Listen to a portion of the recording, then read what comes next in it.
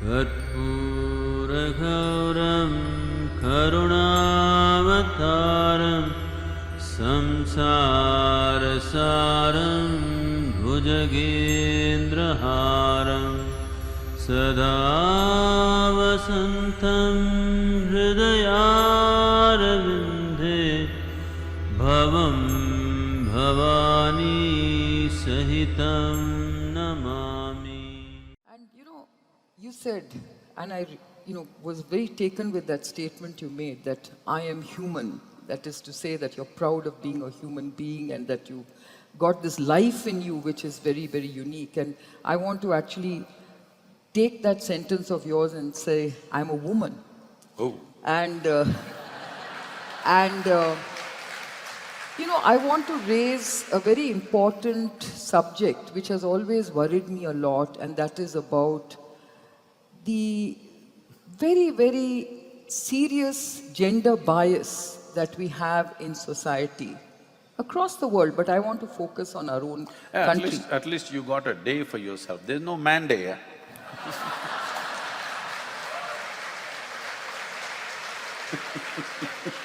Well, I just want to say that, let me tell you that as a woman, I'm very proud to be a woman in this country, but I think I know what this gender bias is about.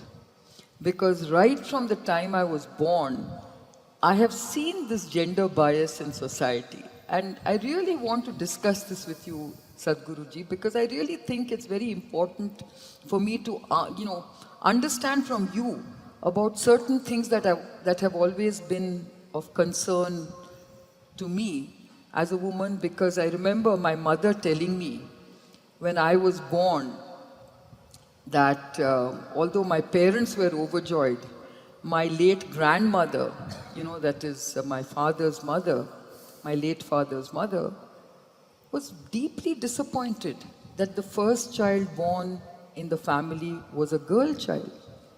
And my mother told me that she didn't even come and visit me for a whole day. And yet, my grandmother, as I grew up, started respecting me and, admiring me for some of the things I was doing. And I remember when I came back from Australia, she looked up to me and she said, your father doesn't have 2 sons and a daughter, he has 3 sons. That's so an even insult. in that, yes. So even in that, even though I was achieving, so much, she still saw that strength in me as being a male, as being a man in a sort of woman's body kind of thing. So I just feel that this problem that we have in society is real. I mean, let's not hide away from the fact that in Indian society, much as we want to basically try and behave as if there is gender equity, there isn't. There is a lot of gender bias. I know that we are a strange society. On one hand, we of course revere goddesses, as very powerful goddesses, whether it is they're good. not here with us. Yes. And yet, we have wisdom and wealth as female icons. We have Durga, Kali as powerful symbols of powerful iconic symbols.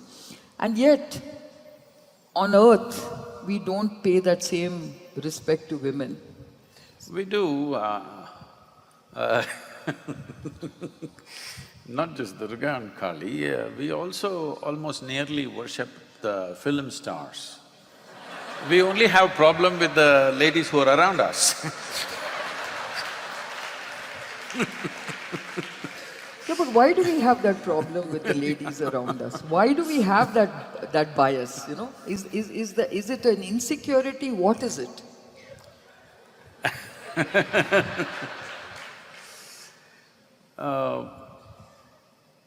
There's a larger aspects or many aspects enmeshed in this.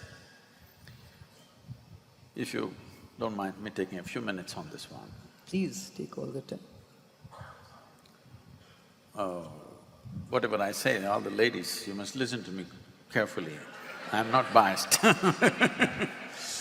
But we should not ignore realities in the sense, see, we are doing a fundamental mistake in this. That is, we are trying to equate a man and a woman in the physical world. It's a wrong way to go. Because in the physical world, male is definitely stronger physically. The leveling of the playing field is happening not because of evolution of attitudes and perceptions, no, only because of technology. Because, let us say, I'm in Coimbatore, 1,000 years ago, not today. You want to come, most probably you won't come, the man in your house will come. You will not come simply because variety of problems are there on the way. So only the man traveled, only the man did things outside. It is not that women did nothing, they did the most significant thing, that they gave birth to us. I don't see how it is less significant than earning a few rupees. How is it less significant that somebody who gave birth to me is less significant than somebody who earned a few bucks for me? How is it less significant? I don't understand. Because we are driving the entire world today only from the perspective of the economic engine. Economic engine or economics as we know it is just a glorified version of just providing for ourselves. That's all it is. We've glorified it in such a way that that's the only thing that matters. Today if you say, a big man in Bangalore city, I wouldn't dare say a big woman, okay? If you say a big man, it's not because he's got big brains, we call him a big man. Not because he has a big heart, we call him a big man. Not because he has enormous wisdom, we call him a big man. He's got a big pocket. I'm saying our perspective has become like this. The simple act of providing for ourselves and those around us has been glorified to a point. Providing has always been the activity of the male. But making life beautiful, making life meaningful, bringing sense to life has always been the act of the feminine. But unfortunately, we are creating a society where there is no value for anything that is feminine. And now we are expecting a woman to succeed. The only way is she has to do this all the time, just like a man. She can do it, but she doesn't have the same amount of muscle. That doesn't make us inferior, that doesn't make somebody else superior, that's not the point. The point is, we have created a very skewed playing field. Now you're wanting to succeed on that playing field which is not designed for you. I'm saying we need to redesign the society so that both masculine and feminine have equal roles to play. Today, the role for the… I'm not talking about male-female, I'm talking about masculine and feminine. The role for the feminine in the making of our society is so minimal that we think we can do without it.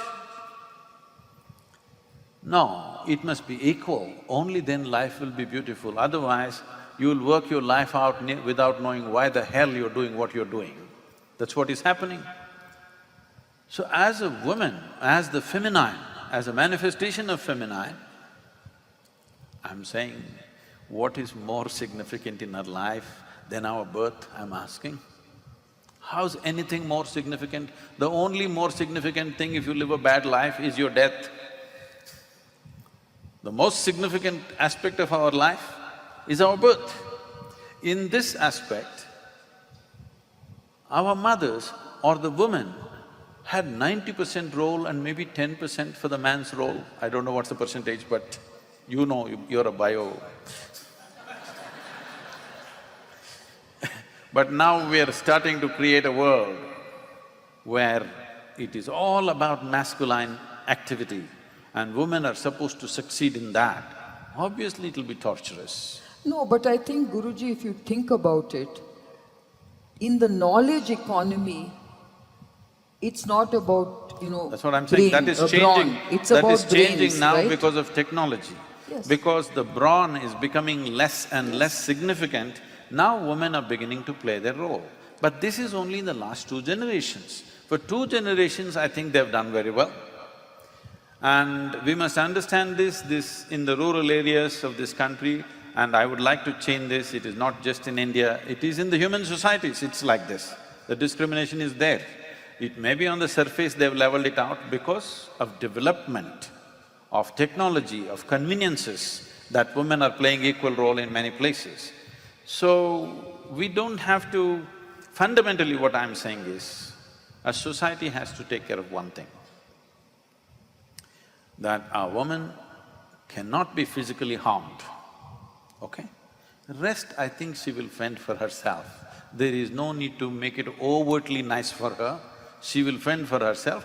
Only thing is, physically, because she is more vulnerable than a man, every society should establish that physical threat for her is not there. Rest of it, I think she will handle it. She's equipped to handle it, I believe.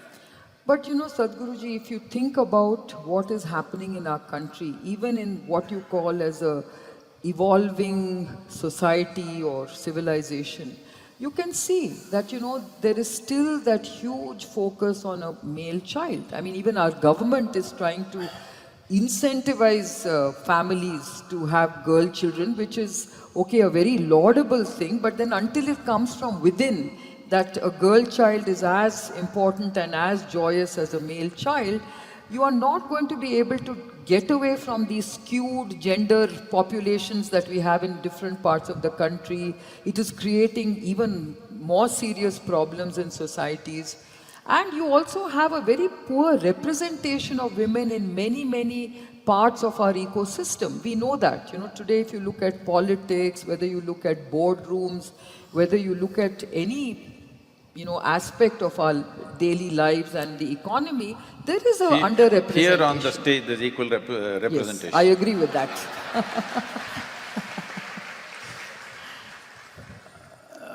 We must understand this. We have been an agricultural society for a very long time, and we still are. Living in Bangalore, you may think you're a tech society, but no, India is still an agricultural society. Over 65% are still involved in agricultural activities. In that society, it's very important to have a son, for a variety of reasons, for economic activities.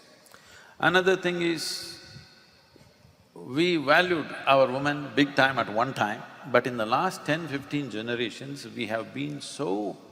our poverty has taken over the society so badly that if a boy comes, by the time he's 8, 10, they would put him to work. If a girl comes, you have to protect her and you have to get her married and all these issues.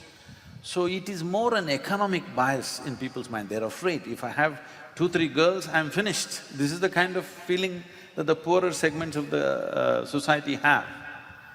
And this entire dowry system, which was done for the well-being of the woman, so that when she gets married and goes, she gets a portion of the father's wealth. That's the idea of the dowry, which has taken on such an ugly form today.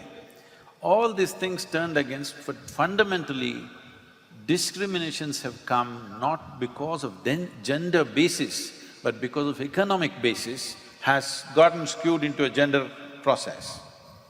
Otherwise, particularly in this society, right from ancient times, if you look at it, say, I will just look back and see. In every other civilization in the world, let's say beyond 1500 or 2000 years beyond that, how many women's names are even remembered? This is a country where we have many women who are prominent women of those times, who still today, they're part of our lore, they're part of our culture. People are always talking about Sita, Draupadi, Parvati, this, that, because we still remember them as prominent. If you have to remember somebody after 5,000 years, they must have been significant, isn't it? Yeah, but I think, Sadhguruji, what I wanted to say was, I completely agree with you that if you look at the agrarian society, which actually constitutes a large part of our country, I can accept what you're saying. But my major concern is about our society. Why is it that we are still so biased? And the question I want to ask you is, how do you basically change this societal attitude? What is your message, say, for the men in the audience? Shouldn't you think that the men also have to change their attitude, whether they are a husband, a father, a son, or whatever? Shouldn't they be sort of, playing their role in bringing about gender equity? I would rather talk to the ladies. Okay. What would you say to the ladies? Because one thing that women have to remember is, we must understand this, that society, a social process is need-based, because different people have different needs. That is how people come together and make a society, and somewhere we form rules how to fulfill our needs without encroaching upon somebody else. So, the uniqueness of being feminine should not be lost. In trying to be successful, don't become like men, because men are desperately trying to find meaning in their life.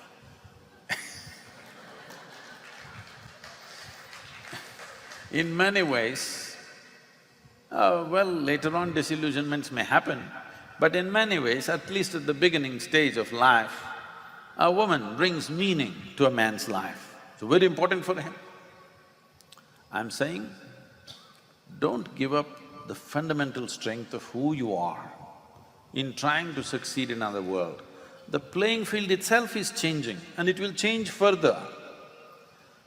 As we already went through this, from a very physical world, we are moving into a cerebral world. As we move into the cerebral world, there is no need to fight for gender equality stuff. It will anyway happen, it'll find its own way. But we must understand this moving away from the physical world is only 50 years old. That's all it is. For 50 years, hasn't tremendous change happened? Has it not happened? It's happened. So, this will anyway happen. Only thing is, right now I feel, the only thing that we need to strictly enforce is, she should have the same opportunities in terms of education. Only education. Don't worry about the jobs and business and stuff, that will happen. Only in terms of access to knowledge and training, she has as much access as a man has. Another thing is, because she's physically vulnerable, every society has to have absolute laws that her physical safety is well taken care of. Rest, don't worry, it will happen. Well said.